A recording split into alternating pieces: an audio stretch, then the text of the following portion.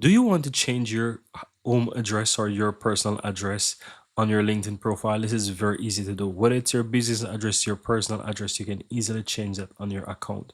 So once you're signed into LinkedIn, click your profile on the left hand side. It's going to take you over to your profile. And from here, you want to locate the contact info button.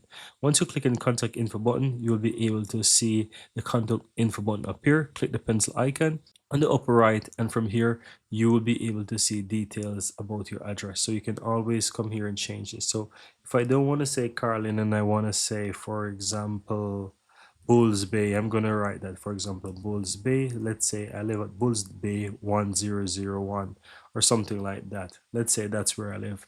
And if I will change that, and I would not say Prague, but I would just say, let's use Berlin. We're just making up an address, right?